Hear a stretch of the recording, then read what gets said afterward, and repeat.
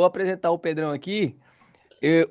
O nome do Pedro é bonito, é Pedro Vanderberg, mas a gente já te conhece aqui, Pedro, como Pedrão, tá? Obrigado. Ele é CEO e diretor da gestão do GRC desde 2021. Pode me corrigir qualquer coisa, tá, Pedro? 17 anos de experiência no mercado financeiro e imobiliário, sócio cofundador da Catuai há 7. Ao longo da carreira, teve diversos projetos aí de investimento imobiliário, tem CNPI, CPA 20, CGA, é habilitado pela CVM como gestor de recursos. Hoje nós temos muita coisa para falar. Graduado ainda, ó, tava esquecendo, graduado ainda em administração de empresas pela FGV. Então, é um caboclo estudado, rapaz. Esse aí merece mesmo aplausos. Pedro, O, o estudo é importante, mas a prática é mais ainda, né? é verdade, é verdade, é verdade. Tá certo, tá certo. Inclusive, Legal. cara, te parabenizar aí. Eu, como o Léo que produz conteúdo, tá? O Léo que produz conteúdo, te parabenizar pela carta lá dos gestores. A GGRC tá fazendo um ótimo trabalho, principalmente fazendo aqueles videozinhos mensais lá pra galera, né, ler junto com o gestor. Então, vocês estão fazendo um ótimo trabalho aí de verdade. E aí, o Léo Cotista também te agradece. Ontem a gente fez uma live do GGRC para os alunos. Eu falei assim, pô, vamos atualizar a galera, né? A gente pegou os fatos relevantes desde o início do ano até hoje. A gente foi lendo, deu um tanto de fato relevante, meu amigo. Que você não tá, não é brincadeira não, viu? Bom, então vocês sabem mais do que eu do fundo, vai ser difícil a gente conversar aqui. Não sei se eu estou preparado. É, não, tá tranquilo. Galera já te ama aí, cara. Galera já te ama. Eu vou, Legal. vou fazendo as perguntinhas para você e você vai respondendo aí conforme você acha, tá? Vamos Tá seguir. bom, bom. Primeiro, te agradecer, Léo, pelo convite aí, todo mundo que está participando dessa live hoje. A gente, acho que esse contato aí com o investidor, com o cotista, né? A gente fez questão. Acho que o pessoal tá falando que tá baixo aqui. Deixa eu ver se eu chego um pouco mais próximo. Pra mim tá muito bom, galera. Vê se é pra vocês aí que tá com o áudio mais ruim. Quem tiver com É, problema aí também sai, tenta voltar. Tem um monte de gente falando que tá bom, Pedro. É porque às vezes. isso. Legal, às vezes é o computador da pessoa, né? Isso. Mas, enfim, a gente fez questão de ser talvez o pioneiro, né? Em termos aí de vídeo com o cotista, transparência e realmente colocar à disposição, né? Porque a gente tinha aquela história de, pô, as gestões não aparecem aí em público para falar com o cotista. Então, a gente, desde o início, quando eu iniciei aqui nas Agros e no fundo, a primeira coisa que eu falei, muitas vezes e eu já era investidor em cotista de fundo imobiliário, né? Eu falei, o que o cotista não gosta é de não ter resposta, né? Ele pode até não concordar com alguma coisa da gestão, algum investimento, algo do tipo, mas o que mais incomoda é não ter resposta, né? É aquela coisa. Então, de fato, a gente está à disposição aqui justamente para dar resposta aí para todas as dúvidas, né? Muito bom, cara. Pedrão, primeira coisa aí, passa pra gente um panorama do mercado. O que que você acha que tá acontecendo no mercado imobiliário brasileiro? Assim, você que é o cara que faz as visitas técnicas, o que que você acha que vai acontecer nesses próximos anos? Qual a sua perspectiva aí para, em geral, o mercado não só de fundos imobiliários, depois a gente anda de fundos imobiliários, mas o mercado imobiliário em geral. E aí depois você traz sua expertise aí do mercado de fundos imobiliários, né? Legal. Acho que assim, Léo, a gente gasta bastante sola de sapato, né? Principalmente visitando imóveis nossos e possíveis aquisições, né? Então a gente percorre aí o Brasil todo, visitando ativos do fundo e visitando também possíveis novos investimentos, né? E eu brinco que assim a realidade que a gente está vendo na rua hoje, enfim, no Brasil afora, principalmente no nosso mercado, né? O mercado logístico e também industrial tá um pouco distante aí do que a gente está vendo na tela hoje quando você olha o mercado financeiro, né? Então, a gente tem visto aí um segmento muito pujante, né? A gente tem visto, pô, Brasil aquecido nesse segmento, né? Obviamente que a gente tem desafios aí macroeconômicos, mas o segmento que a gente está inserido hoje com o GGRC11 é um segmento que tem crescido bem acima da média da economia, que os preços também, obviamente com uma demanda alta, os preços também tendem a subir acima da inflação, né? Então, o que a gente tem visto na economia real, né? Então, andando pelo Brasil afora, aí, visitando ativos, inquilinos, empresas, empresários, nos anima muito mais hoje do que ver a tela do computador e as cotações em alguns dias aí muito para baixo, né? Outros um pouco mais para cima, né? Inclusive teve uma recuperação esse ano, então acho que de fato as cotações já começaram a precificar um pouco uma possível melhora, né? Mas a gente está muito mais animado hoje andando pelo Brasil e na economia real do que de fato lendo jornal ou vendo a tela Home de broker ali notícias. defasado, né? Exato, Verdade. que acho que é um ponto para o investidor estar atento, né? Se ele fica olhando muito notícias econômicas ou cotações, né, ele acaba eventualmente ficando até com a opinião dele prejudicada, poluída, né, com informações que nem sempre são necessariamente o que está acontecendo na economia real, né? Então a gente faz questão de ter esse trabalho de campo, né? Esse trabalho de campo é importante para ter a percepção correta e o segmento nosso graças a Deus está indo muito bem, né? Eu sempre costumo falar pra galera, Pedrão, e aí não sei se você concorda, você pode dar sua opinião sincera aí. Eu sempre falo pra galera, a gente tem um método de investimento, dentro desse método de investimento a gente tem alguns fundos que a gente chama de ancoragem, uma classificação nossa mesmo. E aí dentro Uhum. desses fundos de ancoragem a gente gosta muito do setor de logística. Eu não sei se o setor logístico é o seu preferido, se tem alguma coisa assim, mas por que que você acha que realmente a galera sente uma sensação maior de segurança dentro do setor logístico? Por que que você acha que os galpões logísticos, principalmente se a gente for dar uma olhada, inclusive nesse momento, né? O Brasil tá tão. O mercado em si tá tão defasado e realmente com muito desconto que até os logísticos estão com desconto. Mas se a gente compara os logísticos com escritório, com shopping e tal, assim, os logísticos tendem a ter menos desconto. Por quê? Eu acho que isso é um resultado direto da própria pandemia, né? Então, todo mundo, enfim, vivenciou é, os, os, os lockdowns lá aí, a pandemia e tudo mais. E uma coisa ficou clara, né? Você pode não ir ao shopping ou não ir para o seu escritório, mas em casa você tem que receber mercadoria, você tem que receber compras. Enfim, a logística mostrou que ela virou o centro da economia no momento de pandemia que todo mundo teve que ficar em casa. E essa mudança, né, no consumo, na cultura de compra da pessoa não sair mais de casa para comprar, né, comprar tudo online, mostrou que veio para ficar. E em vindo para ficar, o mercado todo teve que se reposicionar, né? Então, os CDs tiveram que ficar mais próximos dos consumidores, as empresas tiveram que descentralizar operações, não só operações do ponto de vista produtivo, mas também de CDs e entregas, etc.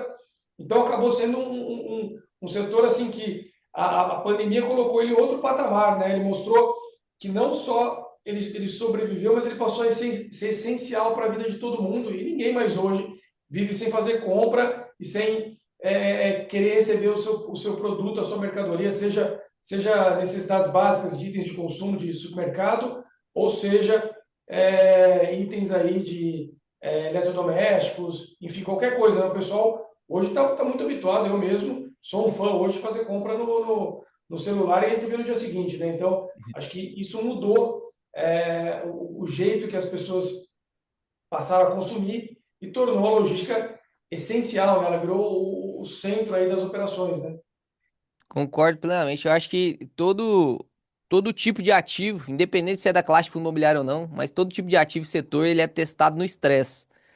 Então, Isso. quando chega o estresse, faz o teste, o que passa é quem normalmente chama a atenção da galera que é mais conservadora, né? Logística é muito bom. Agora uma pergunta, cara, que eu quero fazer pra você, e eu tô ansioso pra saber a sua resposta, cara. Eu coloquei, inclusive, isso aqui como algo que eu quero fazer essa pergunta para todo gestor de fundo imobiliário que eu encontrar. Você, graças a Deus, foi o primeiro, que é um cara muito gente boa. E aí vai lá, a pergunta.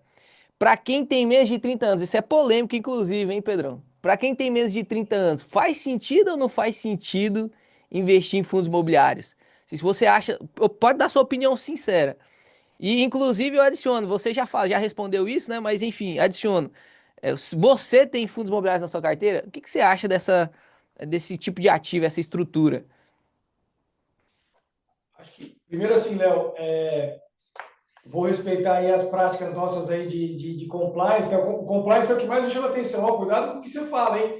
Porque assim, a gente não pode dar recomendação do que o investidor vai fazer com o seu dinheiro, né? A gente é profissional do mercado, mas eu posso contar o que a gente faz, né? Então, sim, eu invisto em fundo imobiliário, minha carteira tem uma parcela relevante em fundos imobiliários, é onde eu me sinto confortável, né? Então, acho que as pessoas elas têm que se sentirem confortáveis com o investimento. Se é uma pessoa que se sente bem com ações, ela investe em ações, né? Se ela se sente bem com fundo imobiliário, onde ela consegue entender um pouco mais o que está por trás do ticker, da carteira, etc., eu acho que é importante ela tá posicionada.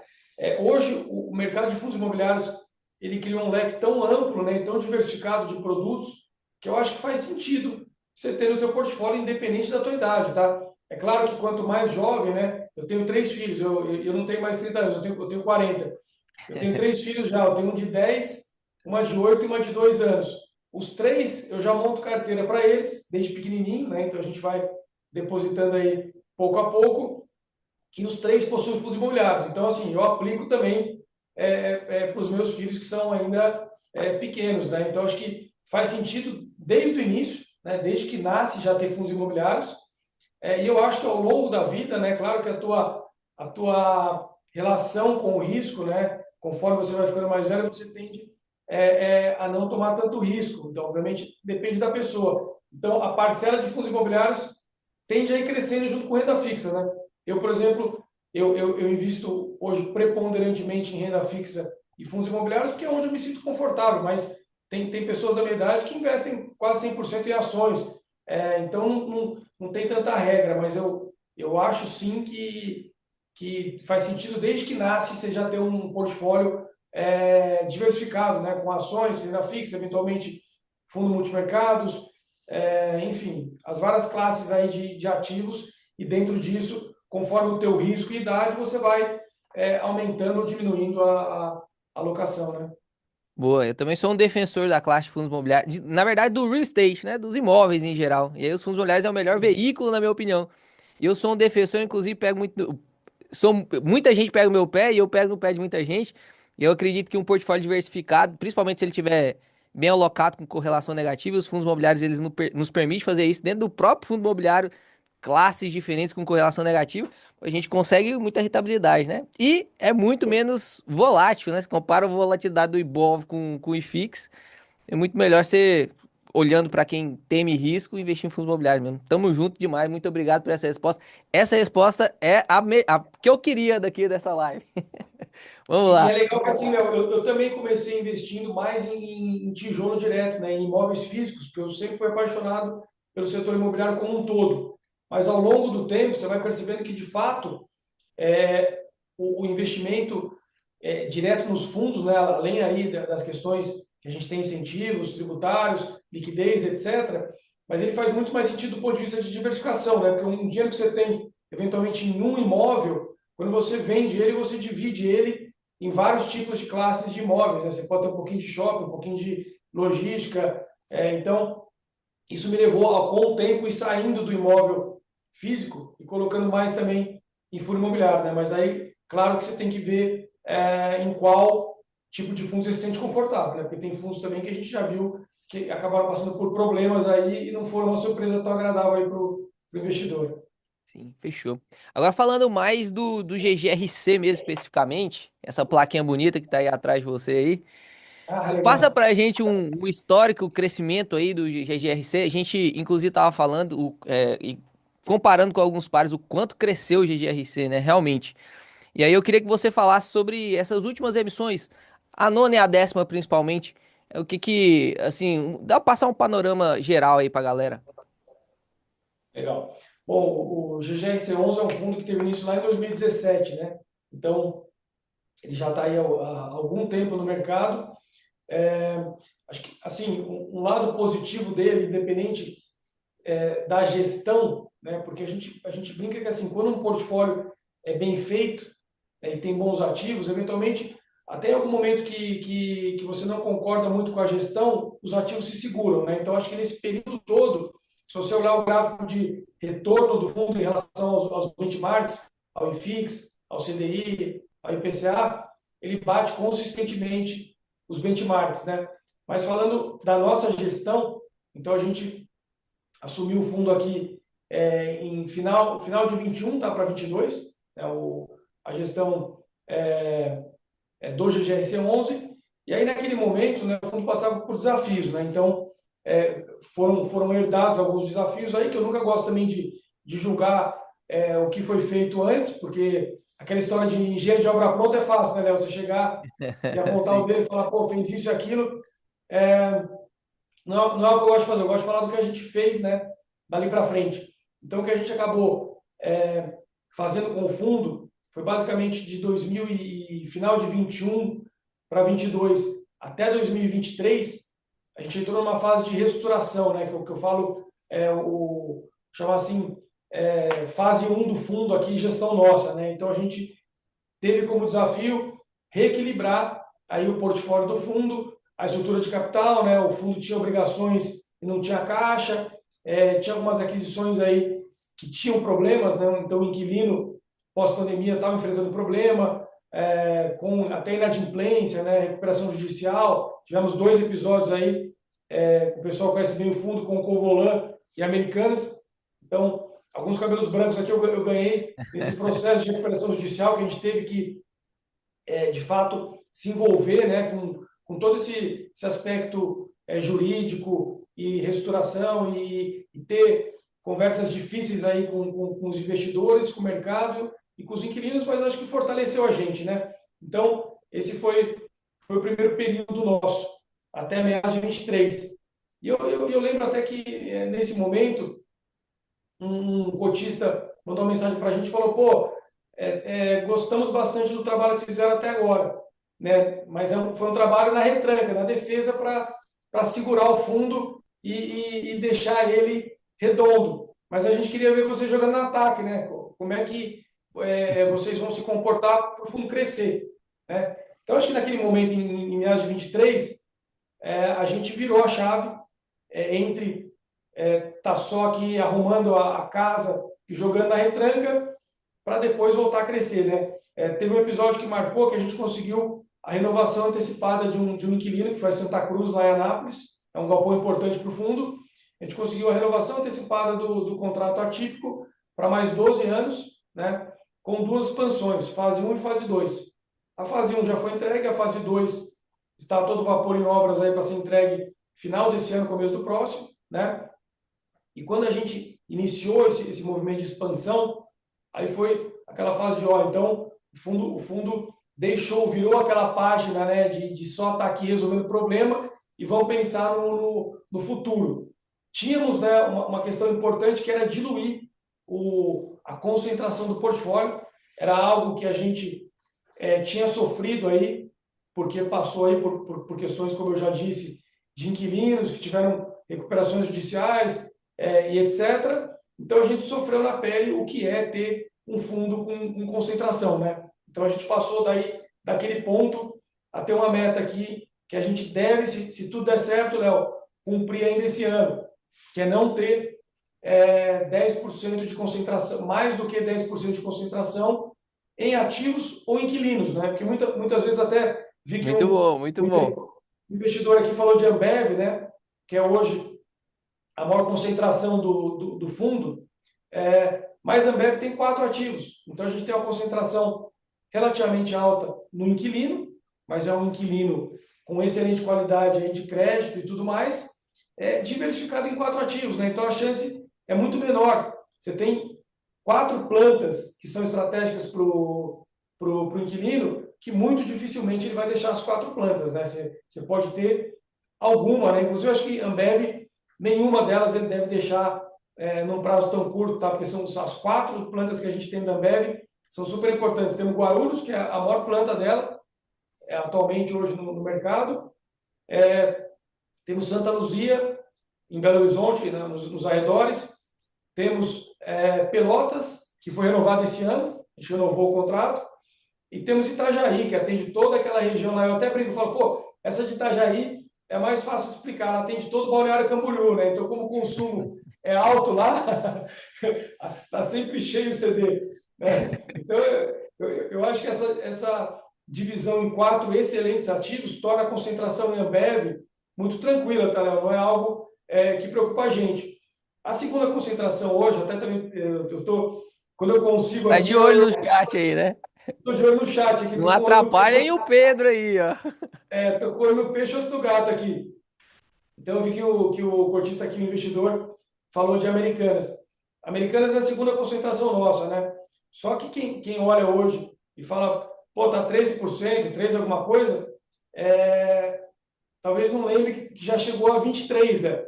Então, quando estava 23 e a gente passou por aquele problema de Americanas, de fato, foi um susto que preocupou a gente, né?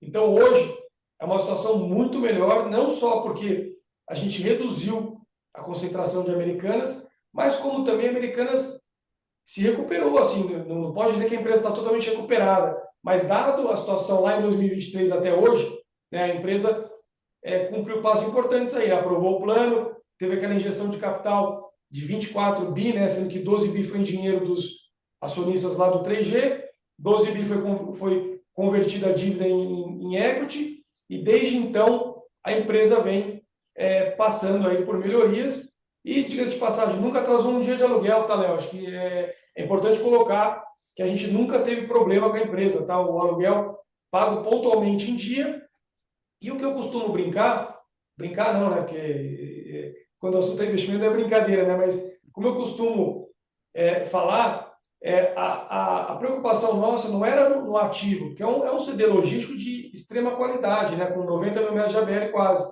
A preocupação nossa é quando eventualmente a gente tiver que reposicionar esse ativo, a gente ter ele reduzido no portfólio para poder alugar ele com calma, né? Não ter que reposicionar a qualquer custo.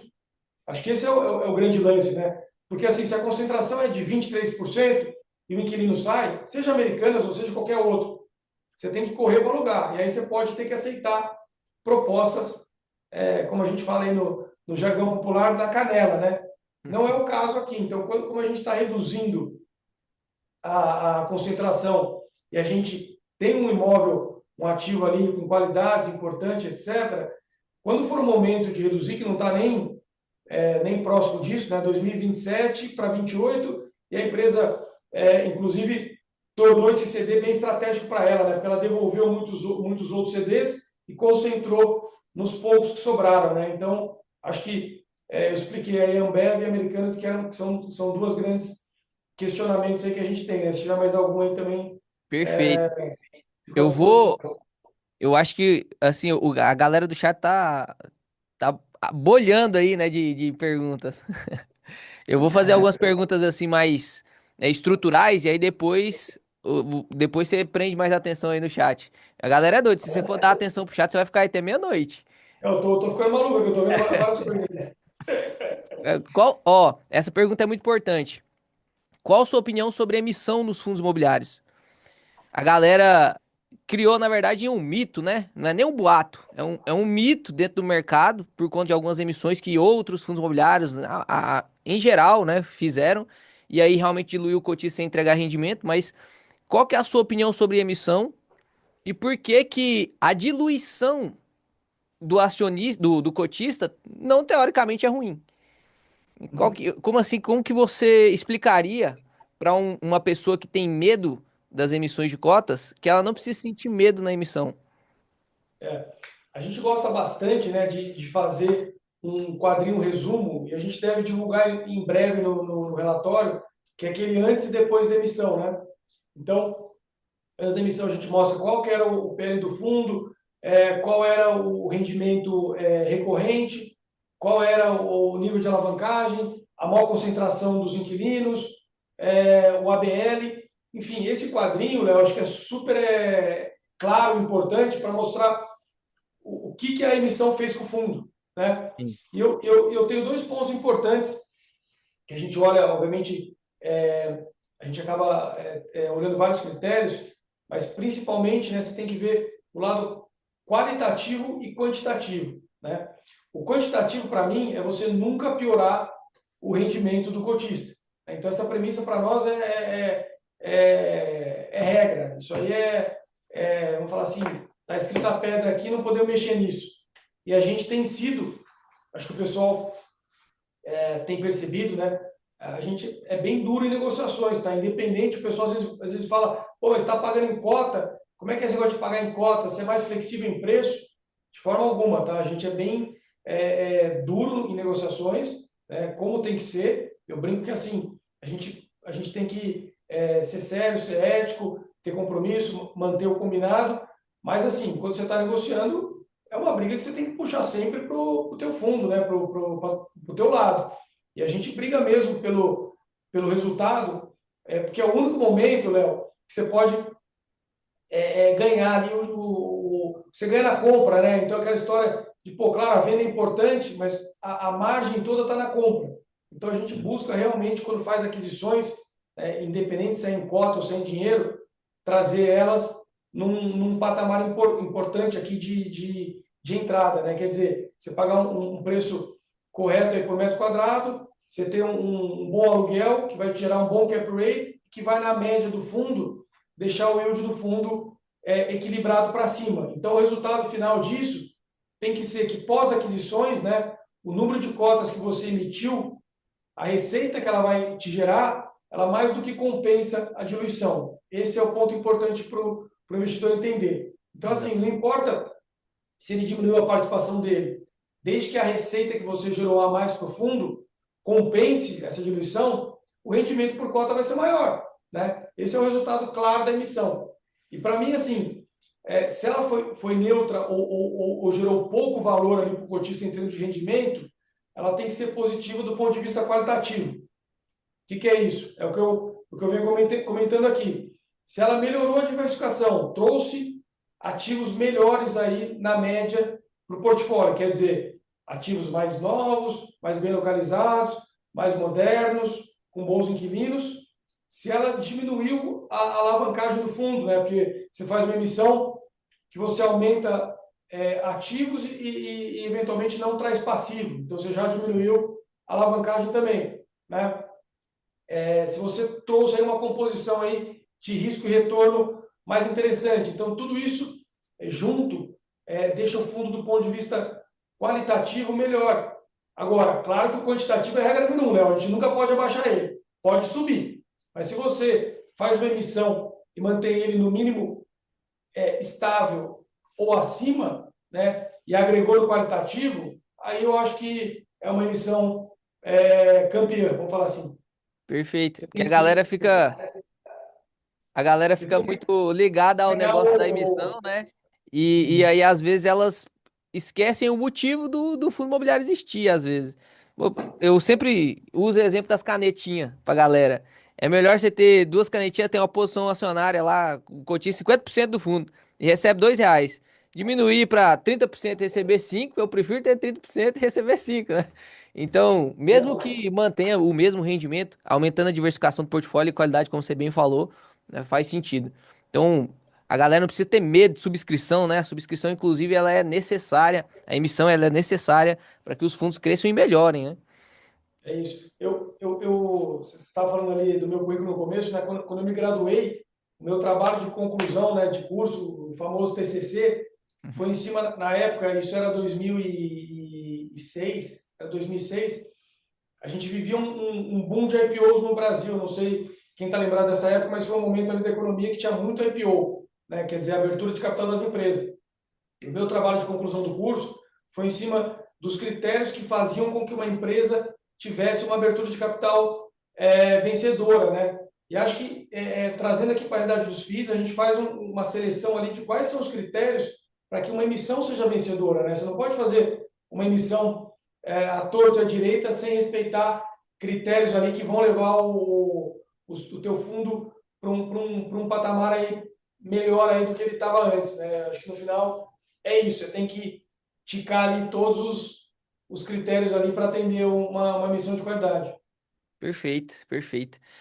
E aí, eu não sei se você quer falar a respeito disso, vou deixar você livre, mas já que a gente está falando de emissão, a gente puxar para o lado da nona emissão, o que que aconteceu com o fundo, né? O que que foram as mudanças concretas ali, se melhorou, se não melhorou, justamente trazendo esse gancho aí da pergunta.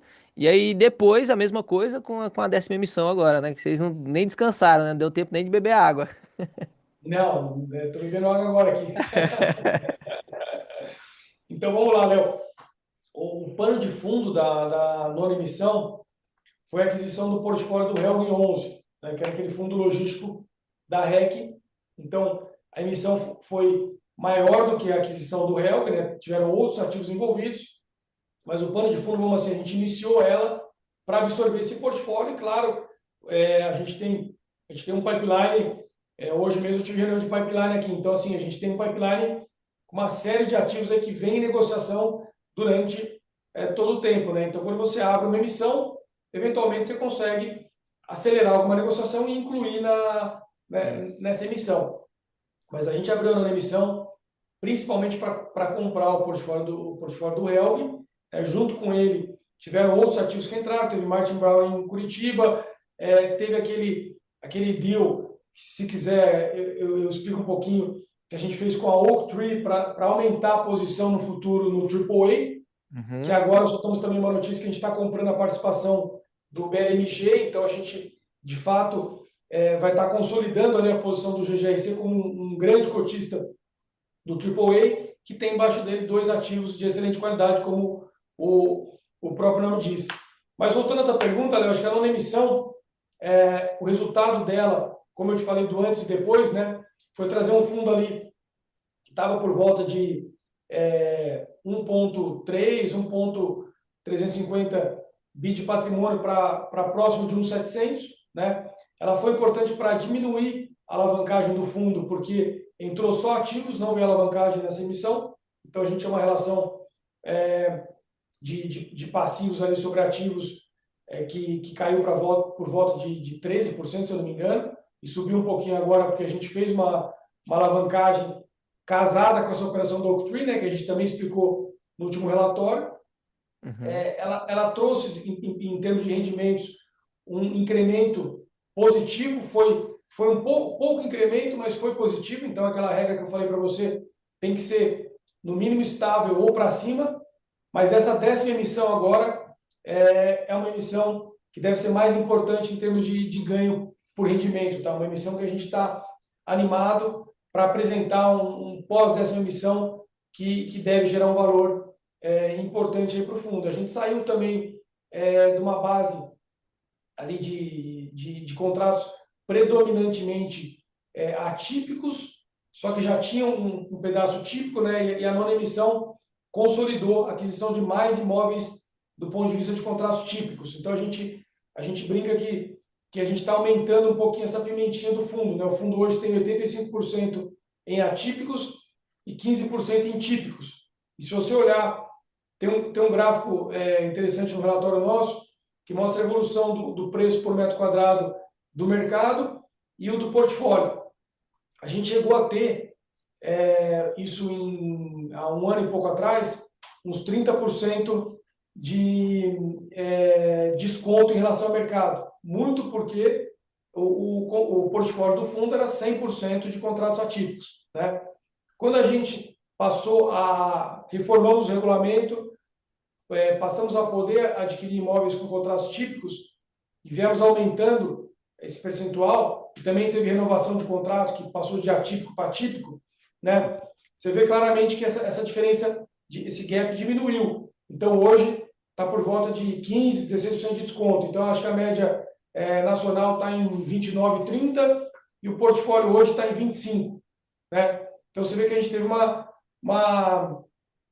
recuperação boa em termos de preço, principalmente, Léo, devido a renovações e novos imóveis aí típicos que têm um preço por metro quadrado mais alto, né? Porque, só para o pessoal entender um pouquinho essa dinâmica, contratos atípicos, você não pode, em momento algum, revisar preço, né? Que a gente chama de revisional, né? Você é obrigado a respeitar todo o prazo do contrato. Então, se é um contrato de 10 anos, você carrega ele há 10 anos somente corrigido pela inflação.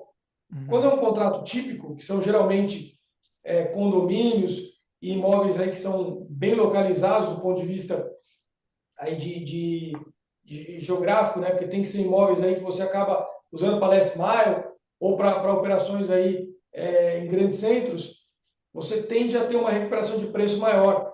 Então, a troca, né? Você tem um giro maior de clientes E quando o mercado melhora, como é o caso atual, né, que a gente está tendo aí ganhos aí de até 20% de preços em grandes praças, aqui em São Paulo principalmente, você consegue repassar para o teu inquilino. Então, é importante, na nossa visão, ter esse mix. A nona emissão, ela foi importante para o fundo crescer a base de ativos, aumentar um pouco a exposição em contratos típicos, melhorar na margem os rendimentos e diminuir a alavancagem. Só que aí, Léo, o que aconteceu? A gente vinha negociando, até para o pessoal entender, né? Porque outro dia falaram para mim, pô, esse negócio de fazer emissão virou diversão. Não, não é diversão. A gente, na verdade, gostaria até de ter um pouco mais de calmaria, né? Porque as coisas não param e a gente sacrifica um pouco, né? Sim, De vida, de saúde, de família, porque o trabalho é intenso, né? Então você acaba tendo que não parar. Mas por que a gente continuou a décima? Quer dizer, por que a gente encerrou a nona e abriu a décima e não continuou a nona? Né? A gente tinha uma data para encerrar a nona emissão e o pessoal que já entrou em emissão sabe que quando você entra na emissão, você recebe um recibo, né? E sim, aquele recibo, ao final da emissão, ele é convertido em cota. E eu, como investidor e também como, enfim, eu olho o mercado, eu vejo que a coisa que o cotista fica mais furioso é demorar para converter o recibo em cota, né? sim, sim. Então, aquela história que fala, pô, mas eu entrei na emissão e não consigo negociar minha cota. Então, a gente gosta de obedecer muito o cronograma e a gente tem feito, acho que em prazo recorde, quando encerra a emissão, depois de poucos dias, a gente converte em cota, né? Para não ter aquela sensação de que o cotista colocou o dinheiro e não pode negociar a cota dele. E quando você trata com um institucional que vendeu ativos e recebeu cota, o respeito é o mesmo, porque você também tem uma obrigação com ele em entregar a cota, que ele possa negociar a cota, não livremente, né? Porque a gente também tem feito critérios de negociação para que o institucional não saia vendendo a cota a qualquer preço e qualquer volume, né? Mas a gente encerrou na emissão para cumprir esse dever nosso aí de entregar a cota no prazo correto e tinham ativos de negociação que a gente não conseguiu finalizar. Então foi por isso que a gente abriu em seguida a 10ª emissão de cotas. Foi basicamente uma continuação, Léo. Não deu para acabar aqui, É a a gente encerrou 9.2, né? É a 9.2. quase que isso. Então, na verdade, ela foi uma continuação da nona que não foi possível finalizar tudo a tempo. Então, não é não tem nem como, né? A gente acabar e abrir outra em prazo tão rápido, fazendo processos separados, né? Foi quase que uma coisa só, uma continuação dela. E essa 10ª emissão, acho que o que eu posso falar de público, né? Porque também a gente tem período de silêncio, aqui a gente não pode divulgar informações que não sejam públicas. O que eu posso falar é o que a gente já divulgou. Se vocês olharam os últimos fatos relevantes, a gente tem lá a aquisição dessa nova parcela do AAA, do BLMG, né, que a gente está adquirindo. A gente tem a aquisição do portfólio, que na verdade é o único ativo do VTLT11, que é um fundo conhecido aí do pessoal também. Muita gente. Engraçado até que a gente recebeu muita mensagem de cotista falando que eu era cotista do VTLT e sou do GGR, vai virar uma coisa só e tá tudo bem agora. Então também tem essa aquisição importante do VTLT, que é um CD da Renault. É importante dizer que a Renault é a maior multinacional instalada no Paraná, então assim, em termos de importância para o Estado, e o Paraná é um Estado importante para o Brasil, a Renault é a empresa mais importante hoje, multinacional, instalada no Estado. E ela tem um único CD lá, que atende não só o Brasil, como a América Latina. E é esse CD em questão que a gente está adquirindo via essa operação com o VTLT, em que os cotistas do VTLT vão passar a ser cotistas do GGRC. Né? Então, acho que é uma outra operação interessante. E assim, Léo, não posso adiantar outras, mas posso falar que a gente continua ativo aqui em negociações, tá? Perfeito, perfeito. Tenho duas perguntas para você sobre o que você falou. Tá. Primeira pergunta sobre os contratos típicos e atípicos. Vocês têm uma meta que vocês querem atingir? Por exemplo, eu quero que o meu portfólio tenha, sei lá, 30% atípico e... Não, 30% típico e 70% atípico. Porque O atípico ele dá muita segurança, né? Mas ele tem esse problema aí de quando os aluguéis sobem acima da inflação, você fica meio defasado. Inclusive, tem gente que olha com maus olhos, tem gente que olha com bons olhos, porque você tem um upside de aluguel, né? Mas você tem alguma meta que você possa falar de quanto por cento de atípico tipo que você quer? Olha, Léo, eu acho que assim, desde que você tenha bons ativos, né? A gente não cravou um número. O que a gente tem hoje no regulamento é que o fundo vai ser prioritariamente atípico. Então, a gente tem que ter, no mínimo, 51% do fundo em atípico, né? Então, essa é a cara do fundo e a gente não vai mudar a Uhum. cara do fundo, né? Agora, você vai falar para mim, então você quer ter 49% de típico? Acho que hoje não, tá? A gente quer manter ainda a predominância do atípico. Se for falar um número aqui que não está cravado, tá? Mas que eu acho que pode ser uma meta, é algo entre 70% e 75% de atípico e até 25%, 30% de típico, desde que os típicos sejam imóveis relevantes aí, que estejam bem localizados, que sejam condomínios, enfim, que consigam capturar tudo isso que a gente está falando, né? O aumento de preço, o aumento da demanda, o e-commerce. Acho que dentro disso você ter o contrato típico representando um pouquinho mais, eu não vejo problema, tá? Perfeito. E a outra pergunta era sobre a negociação do AAA. É, aí você pode falar o que você pode falar aí. É, no caso de GRC, ele vai comprar toda a participação do BLMG. Que hoje, no caso, é 31, se eu não me engano, que vai virar 25, né? E aí, no Isso. caso, no final, no frigir dos ovos, vai ficar 50% do AAA para o GGRC e 50% para a Oaktree. É mais ou menos isso? Hum? É exatamente isso, Léo. Só para dar um passo para trás aqui, explicar como começou, né, o AAA. O AAA, na verdade, foi um fundo que começou entre BLMG e Oaktree. Ele tinha uma questão de amortização de CRIs, e foi aí que a Oaktree entrou com um comprometimento de aportes, né, justamente para diminuir a alavancagem, né? Sim. E esses aportes, eles acabam esse ano. Ela faz um último aporte agora, no final do ano, de aproximadamente 80 milhões, e aí encerra o ciclo de aporte delas, né? Lembrando que esse fundo tinha três ativos.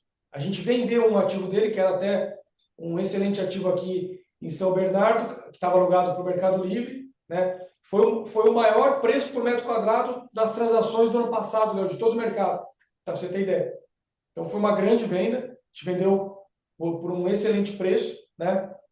E acabou que reduziu bastante também a alavancagem do AAA, porque dos 115 milhões, que acho que foi o preço do ativo, 100 milhões foi para pagar o CRI, 100 milhões ou cento e pouquinho, tá? Uhum. Então o fundo reequilibrou a estrutura de capital dele, só que agora com a Oaktree fazendo o último aporte, encerra essa fase de aportes dela e passa a ser 50% Oaktree e 50% GGRC, finalizando agora, claro, a aquisição, né? A gente está em fase final aí, a gente anunciou que celebrou o documento definitivo, mas entre você celebrar o documento definitivo e transacionar, né, a troca, eu até vi que um cotista perguntou aqui se é compensação de crédito, já passou, eu vi um tempo atrás, é compensação de crédito, então entre você assinar o documento e compensar o crédito, leva algum tempinho, mas está caminhando para tudo ocorrer bem, tá, Léo? Então a gente deve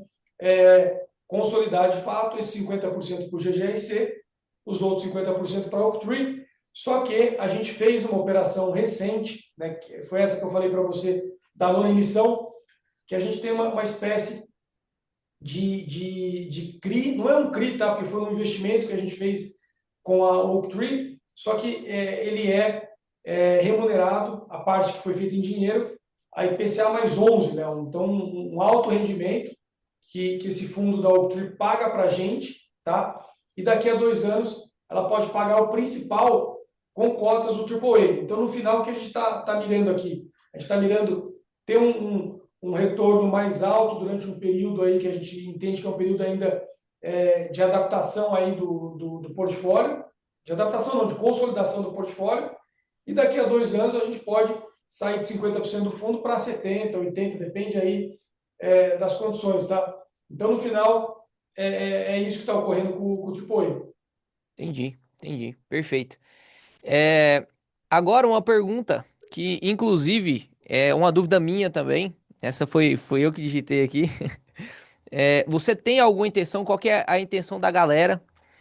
E como que vocês conversam aí sobre os imóveis de galpões industriais? Por quê? Vou contextualizar. A grande parte dos pares, eles têm galpões logísticos mais puros. E aí, muita gente atribui, talvez, e aí a gente vai até, depois eu vou até te fazer essa pergunta também sobre o desconto de EGRC. Muita gente atribui, talvez, o desconto de EGRC não pelo o metro quadrado alugado mais barato, mas talvez pelos imóveis industriais. Tem intenção de vender imóvel industrial, fazer reciclagem de portfólio, ou a intenção é realmente ser um fundo que tenha realmente imóveis industriais, mas imóveis industriais de qualidade, com contrato ativo para poder manter a segurança desses imóveis? Qual que é a sua opinião sobre os imóveis industriais mesmo assim, os galpões industriais? Primeira coisa, Léo, que assim, a gente fez a gente aqui na gestão Zagros, tá? A gente fez uma reclassificação do portfólio, dividindo ele entre logístico, industrial e híbrido, né? O que O quer dizer relatório isso? ficou muito bonito, inclusive. Obrigado. O que quer dizer isso, né? Quer dizer o que diferencia cada um? Bom, logístico é logístico puro, né? São os CDs aí que tem toda a característica de pátio, cross-docking, pé direito, piso, eventualmente portaria, condomínio, dependendo do ativo, mas características logísticas. O híbrido, como o próprio nome diz, né? Mas ele pode ter características de ambos, então ele pode ter um pedaço produtivo, mas ele tem que ter um pedaço também com centro de distribuição, né? Sim, Que muitas vezes a empresa ela tem isso conectado, né? Então ela tem a produção, o CD já para despachar as mercadorias e até a parte administrativa, né? Então você pode ter um prédio com escritório e tal. Vou te dar um exemplo. O fundo hoje ele é dono da unidade da Cerati. Todo mundo acho que conhece a Cerati, né? Que faz os embutidos lá, a mortadela, o peito de peru, etc. Essa unidade dela é uma unidade híbrida, porque ela produz, mas ela tem o CD, o principal CD dela está ali, e ela é a sede da empresa. Então você tem um grande administrativo ali, com todas as principais pessoas, diretores, gerentes da empresa. Então, isso passa a fazer com que ela seja uma unidade híbrida, né? Ela não é simplesmente uma planta industrial que sim. produz e manda para um CD. Ela tem ali planta, CD e ADM, né? O industrial, que é o industrial puro sangue, né? Uhum. Acho que esse, assim, primeiro, ele tem um percentual hoje por volta de 20% da carteira, que a gente quer reduzir, Léo, para próximo de zero, tá? Então, já respondendo a tua pergunta, esse industrial puro, hoje do que a gente tem na carteira, eu diria que um ou dois ativos daquele a gente quer manter no portfólio, tá? Porque acho que, não que sejam ruins, tá? Tem operações que são boas, que as empresas são boas, mas porque acho que não faz mais sentido para a atualidade do fundo e para a dinâmica do mercado, né? Sim. Te dando já também uma informação que deve ocorrer pós essa emissão, como a gente está fazendo as aquisições, praticamente, ou 100% delas são de ativos logísticos agora dessa emissão, a gente automaticamente vai aumentar, né? Eu fiz até uma conta de padeiro aqui, que a gente deve levar para 70% do portfólio, tá? Isso aqui está sujeito a revisões, tá? Foi uma conta que eu fiz de padeiro aqui, que ainda não está finalizado. Mas a gente deve levar o logístico para 70% do portfólio, né? O híbrido e o industrial devem cair para 15%, né? Então, pós-emissão, a gente já deve ter um portfólio que saiu de 60, de quase 60, o cotista me corrigiu, que é 58, ele tem razão. Para Você viu que a praticamente galera tá 70, afiada aí, né? para praticamente 70 e de 20 para 15, 15, sendo que o 15 do industrial a gente pretende levar aí para, sei lá, acho que zerar no curto prazo é difícil, mas posso colocar um número aqui por volta de 5, 7% já seria um número bem importante. Eu acho que essa desconfiança do mercado também, Léo, tem um pouco de desinformação, tá? Porque o mercado, se for olhar de fato os números nossos, vocês têm acesso e acompanham bem, vocês já estão vendo um novo portfólio e uma nova realidade. Tem muita gente que está ancorada no passado ainda, né? Está ancorada, pô, eu lembro do GGR, que era 100% industrial, ou quase que industrial, né? E não é Sim. mais a realidade hoje, né? O fundo passou por mudanças aí, e sim, eu acho que tem um desconto aí na cota que talvez é até exagerado, né? Pensando que a qualidade do fundo hoje, né? Até do ponto de vista de número de ativos, a gente está chegando em 35 ativos, né? É muito ativo, né? 35 ativos, a gente está só não estamos presentes no norte hoje, mas em todas as regiões do Brasil, a gente está hoje fora o norte, né? Estamos em vários os estados mais importantes hoje, a gente está presente, então temos um portfólio robusto, bem diversificado, e acho que isso deveria ser até tido como algo positivo frente aos outros, né? Porque tem muitos fundos hoje que têm realmente um portfólio 100% logístico, mas concentrado eventualmente em alguma região específica, não vou Sim. citar aqui, mas, pô, tem regiões aí que são mais arriscadas do ponto de vista de mudanças de tributação, isso e aquilo, ou concentrados em ativos específicos, né? Então, falar, ele é 100% logístico, mas 30% da receita dele está em um único ativo, está em uma única região, né? Sim. Então, acho que essa diversificação nossa é sim importante, e eu acredito que devagarzinho aí, se comunicando e mostrando o resultado, a gente vai sim tirar esse desconto, tá, Léo? Perfeito, perfeito. Eu não acho ruim o desconto, não, pra falar a verdade, viu? Eu também como investidor não, mas como gestor eu acho. É porque você tá em duas peles, né? Não tem como. Ai, ai. Então, assim, só consolidando para poder ficar mais claro pra galera, hoje com um desconto, se a gente leva em consideração os pares, principalmente pares do mesmo tamanho, eu falo de capitalização de mercado, a gente vê um desconto realmente, posso dizer, talvez até irracional. Não sei no que está ancorado o desconto. Eu tenho as minhas premissas do porquê está ancorado, mas eu queria ouvir de você por que que você acha que o cotista olha para a cota assim e dá desconto à cota. A gente falou do primeiro ponto que seria a parte industrial. E tem um outro ponto que a gente discutiu sobre o preço da defasagem do aluguel, do preço metro quadrado. Enfim, tem algum outro ponto que você enxerga assim e consegue dizer que o cotista às vezes tem medo ou alguma coisa do tipo que embute esse desconto aí na cota?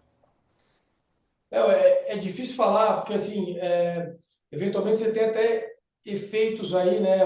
Pô, apesar do GGR ter uma liquidez hoje muito importante, né? A gente colocando aqui um panorama do fundo, né? De nem 2 anos para cá, ele quase dobrou de tamanho. Ele está atingindo, se Deus quiser, o mês que vem. Eu fiz uma aposta que era esse mês, para quem vê as nossas. Não são lives, são vídeos gravados, né? A Aham. minha aposta era em setembro, mas não deu. Provavelmente em outubro a gente vai bater a marca de 200 mil cotistas, né? Vai ter até camiseta nova, né? Então, Amém, 200 amém. mil. E a liquidez do fundo, não menos importante, ela saiu ali por volta de 1 milhão e pouquinho para hoje mais de 4 milhões, chegando em 4,5 até a última média diária, né? Últimos 30 dias. Então, assim, mesmo ele tendo essa liquidez importante, sendo um grande fundo, ele está suscetível eventualmente ter essas ineficiências, né, do investidor específico ir lá e um dia vender uma posição às vezes relevante, e só colocando aqui que é importante, o pessoal já vai falar, pô, é porque você está trocando cota. Todas as transações grandes de compensação de créditos, né, troca de cotas, a gente põe limite de negociação, justamente para não ter esse efeito, tá, Léo? Então a gente limita, são limites baixos aí, tá? De negociação. Alguns que a gente divulgou falam em 200 mil por dia, 300 mil por dia, que é menos do que 10% do volume diário, tá? Então Sim. não são esses investidores que a gente fez essa operação que acabam pressionando a cota. Esses aí estão bem equalizados. Mas tem investidores que já estão na carteira há algum tempo no portfólio, que eventualmente estão trocando de posição, ou carteiras automatizadas de grandes corretoras que fazem, sabe, aquela, Sim. pô, agora é hora de comprar outro fundo, vende esse aqui. Então, assim, a gente às vezes sofre esse movimento de manada aí, de vender aqui e colocar ali, né? Você está hoje na mão aí de um mercado que pô, está na mão de corretoras que eventualmente trocam a carteira recomendada, que o analista recomenda aquele ou outro, né? Então, isso acaba eventualmente atrapalhando a cotação, só que a gente entende que no médio prazo ela deve convergir para os fundamentos, né, Léo? Que acho que é o importante. Então, os fundamentos do fundo devem se sobressair sobre oscilações de curto prazo, né? Que são essas oscilações de pressão vendedora, de momentos de notícias macroeconômicas, né? Acho que isso tudo pode atrapalhar, mas no longo prazo, né, o mercado pode ser ineficiente no curto prazo, mas ele se torna eficiente no longo prazo e a cotação deve convergir. De fato, assim, a gente está vendo hoje o GGRC, se Deus quiser, hoje não, né? Após a 10ª emissão, ele vai se tornar o quarto maior fundo do segmento. Então, nós vamos ter o HGLG, o BTLG, o XPLG e o GGRC. Esses três aqui é difícil brigar, né, Léo? Então, a gente tem que ter humildade aqui também para ver que são competidores aí de Se difícil seguir briga. nesse ritmo aí, uns 2, 3 anos alcança. Não quer dizer que é porque eles são gigantes que a gente tem medo. A gente não tem medo É, também isso aí. de brigar, Léo, mas assim, são grandes fundos, né? São aí os principais fundos do mercado. A gente tem orgulho de ter à frente três fundos desses aí, né? Então, na verdade, a gente nem chegou lá ainda, deve chegar agora, né, em quarto lugar. Mas tão importante quanto isso é você ter essa base de investidores, né, que a gente agradece sempre aí, porque acho que é isso que de fato mostra que a gente deve estar no caminho certo, porque o retorno que a gente tem é do investidor estar com a gente, não de você estar crescendo isso ou aquilo, né? É o Sim, investidor que faz a gente crescer. perfeito. Dá para ir uma última pergunta? Estou aqui, se quiser pode continuar. Eu, Não. eu, eu já avisei lá em casa que eu vou chegar mais tarde. Ah, não, é porque 3 filhos, né? Não sei como que é, né? A minha tá vindo agora, eu vou ver como é que é, para exigir mais. Vamos lá, vou fazer uma perguntinha aqui, ó. Essa é boa. Até 2027, cerca de 27% dos contratos de locação vão vencer. Hã?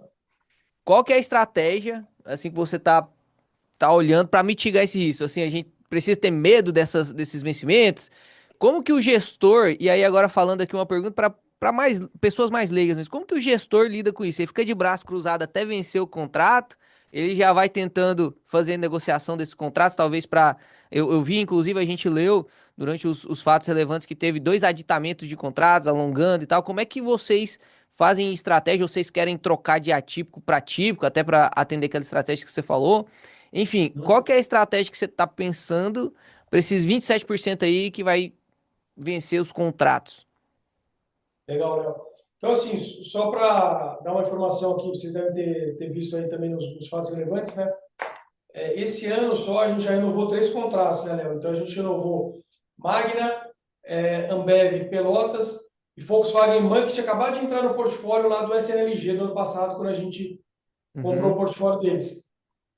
Estamos em negociação atual com mais 2 inquilinos que têm vencimento próximo, né? E posso falar que as negociações estão indo bem, estão caminhando bem, né? Então, tudo isso, Léo, mostra essa antecipação nossa, e a gente tem aqui na gestora 2 pessoas da nossa equipe que fazem, é claro que a gente, eu, por exemplo, sempre entro na negociação em fases importantes, mas a gente tem aquele contato diário de como se fosse um relacionamento com o cliente. Então, o inquilino nosso tem algum problema, ele tem a quem reclamar, sabe? Ele entra em contato com a nossa equipe e fala, pô, tô com um problema aqui de manutenção, tô com isso, tô aquilo, e isso cria essa proximidade, né? Então, assim, mesmo muito antes de vencer o contrato, a gente já inicia um relacionamento com o relacionamento, uma conversa com o inquilino para entender os Uhum. planos dele, né? Porque a gente tem que saber isso bem antes, né, Léo? Se ele, Sim. é claro que tem uma negociação aí, até por questões de valores, né? Que o inquilino sempre tenta colocar para baixo e a gente sempre tenta colocar para cima e fica aquela briga. Mas o que a gente quer saber é o seguinte: faz sentido ficar no imóvel? Se ele falar que sim, aí a negociação é o passo seguinte, né? Mas primeiro a gente tem que entender se faz sentido. Se fizer sentido, nós vamos estar atuando ali com com todas as armas ali para fazer a renegociação. Só que assim, Léo, outra coisa importante que eu acho que é a diversificação e a melhora na concentração, né? A diminuição da concentração traz. Você não pode ser prisioneiro do teu inquilino, né? Então, a renegociação e a renovação tem que ser feita desde que seja em termos corretos aí para o fundo, né? Em termos pô, você tem que olhar se está a média de mercado refletindo aquilo, né? Você não vai fazer uma renegociação abaixo do mercado. Para quê? Não faz sentido, né?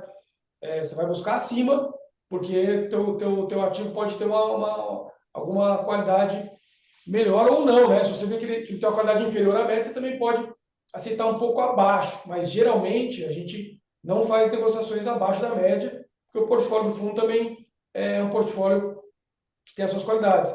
Então a gente busca sim atuar sempre com o inquilino para tentar a renovação, mas se vê que também é uma linha de que ó, o inquilino está querendo tirar proveito, sabe? Ah, está pedindo um desconto excessivo que vai ser prejudicial, o que a gente tem hoje também, o fundo está ficando grande, né? Então, quando você fica, eu vou te dar o exemplo da Ambev, tá? A Ambev sempre foi aquela empresa que negocia muito duro com seus fornecedores em geral, né? Não só com proprietários de imóveis, com todo mundo, né?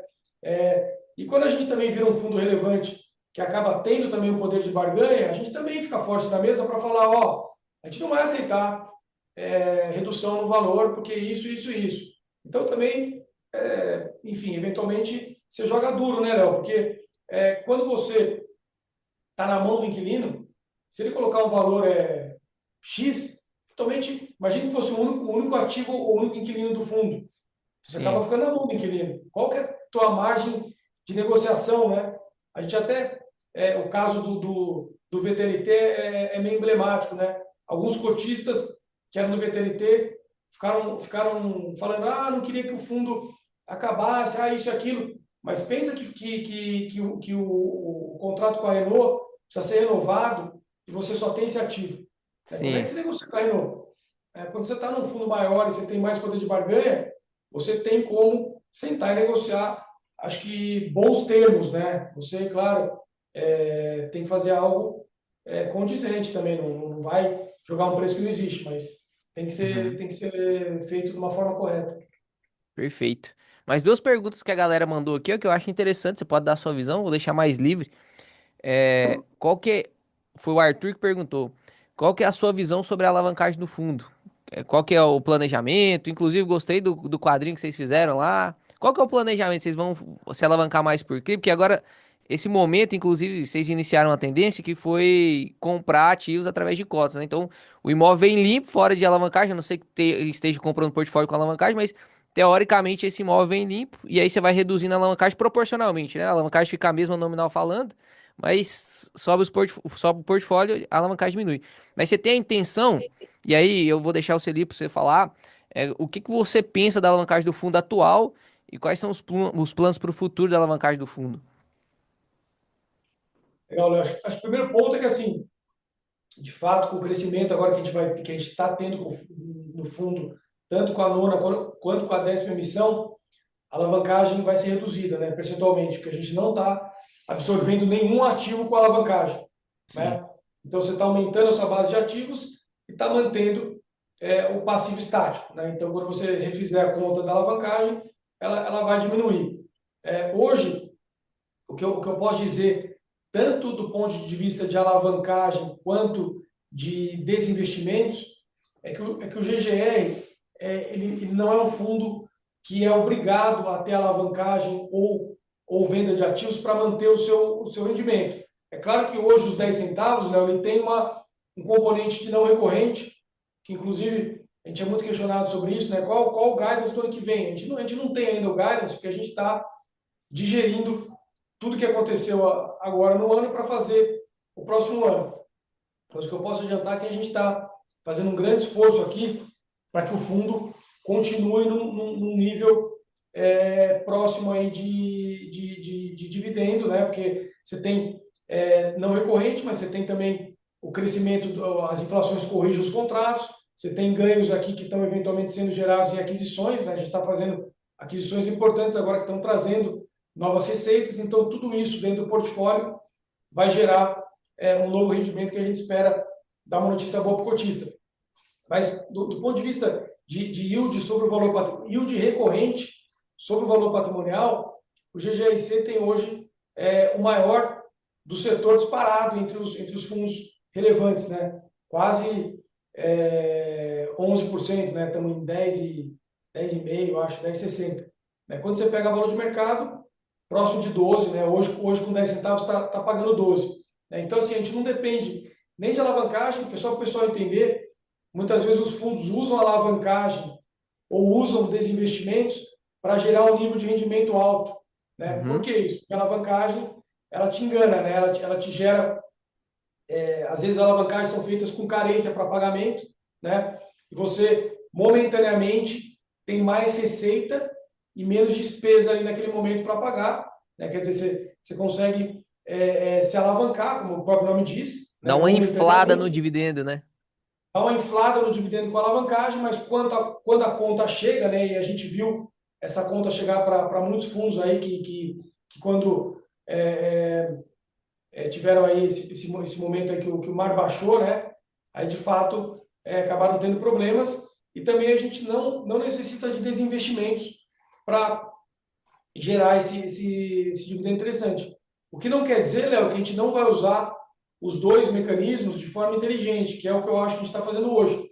Então, uma alavancagem num nível aceitável para baixo até, do ponto de vista aí, do que o fundo comporta. Um fundo como o GGR poderia ter 25% de alavancagem, que ele comportaria, mas a gente não quer deixar o fundo uma alavancagem alta. A gente acha que esse número aí de 10 a 15, Léo, é um número confortável, tá? Que não vai gerar nenhum tipo de solavanco aí para a gente.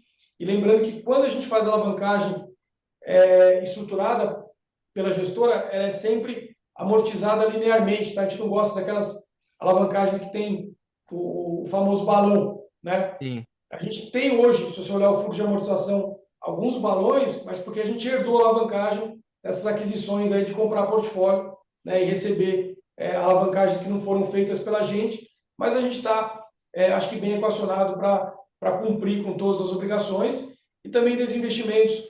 A gente não tem uma pressão para fazer, mas a gente busca muito mais provocar esses desinvestimentos para gerar valor, quando você vê um bom valor ali travado, ou quando você quer melhorar do ponto de vista qualitativo. Né? Claro que nunca, deixar bem claro aqui, Léo, dando prejuízo. Né? Isso para nós é uma palavra Amém.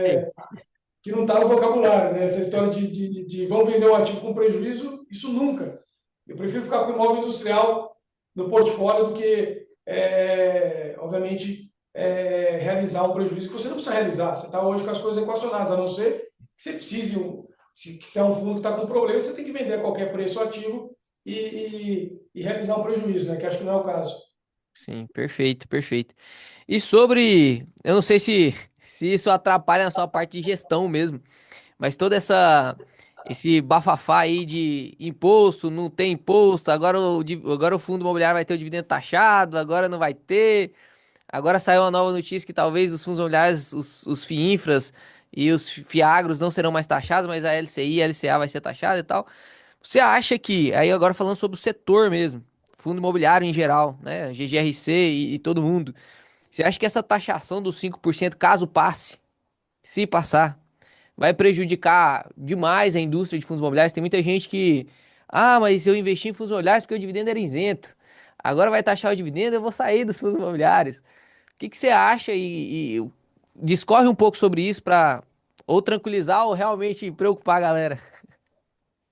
Primeiro assim, Léo, deixando claro que outro dia eu tive uma pergunta dessa numa entrevista e falaram que eu era a favor de tributação, mas o pessoal distorce um pouco o que você fala, né?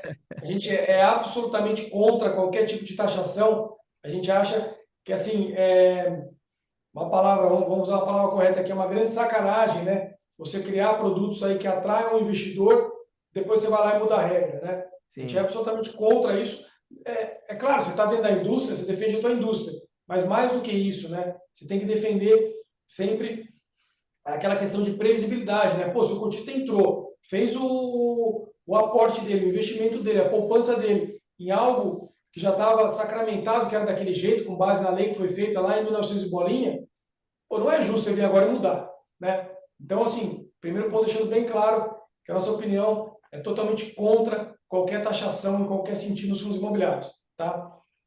Por outro lado, que foi o que eu falei que foi mal interpretado, por outro lado, eu ainda acho que mesmo se tivesse a tributação, a gente vai continuar sendo competitivo em relação ao resto, porque estão tributando basicamente tudo, né, Léo? Dividendos, imóveis, quem possui imóveis na pessoa física vai ficar inviável, né? Você não vai ter como competir não, como manter um nível de tributação tão alto, né? E aí tem aquela história de que muita gente hoje no Brasil que tem imóveis pequenos acaba não declarando e tal.